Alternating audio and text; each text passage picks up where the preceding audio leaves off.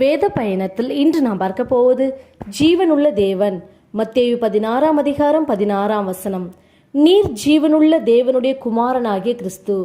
நம்முடைய ஆண்டவராகிய இயேசு கிறிஸ்து அவர் ஜீவனுள்ள தேவன், மெய்யான தெய்வம், நம்மோடு என்றென்றைக்கும் ஜீவிக்கிறார்.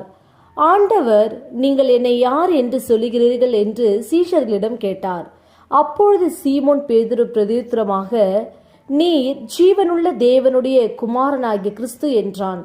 பேதுரு இயேசுவை சொன்னதின் நிமித்தம் அவர் அவனை ஆசிர்வதித்தார். எப்படி ஆசிர்வதித்தார் என்றால், நீ பாக்கியவான், பரலோகத்தில் இருக்கிற என் பிதா இதை உனக்கு வெளிப்படுத்தினார். இந்த கல்லின் மேல் என் சபையை கட்டுவேன், பாதாளத்தின் வாசல்கள் அதை மேற்கொள்வதில்லை. பரலோக ராஜ்யத்தின் திறவுகோல்களை நான் உனக்கு தருவேன் என்று சொல்லி ஆசிர்வதித்தார்.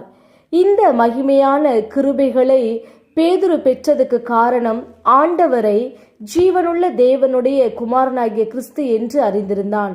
ஆம், நீங்களும் ஜீவனுள்ள ஆண்டவரை விசுவாசியுங்கள், நம்புங்கள், வாயினால் அறிக்கை செய்து தேவ ஆசீர்வாதங்களை பெற்றுக்கொள்ளுங்கள். நாம் ஜெபிப்போம். அன்பின் பிதாவை கேட்ட வார்த்தையின்படியே நீர் எங்களுக்கு செய்ய போற கிருபைக்காய் ஸ்தோத்திரம். இயேசுவின் நாமத்தில் ஆமேன். கர்த்தர் தாம் இந்த வார்த்தைகளை கொண்டு உங்களை ஆசீர்வதிப்பாராக. ஆமேன்.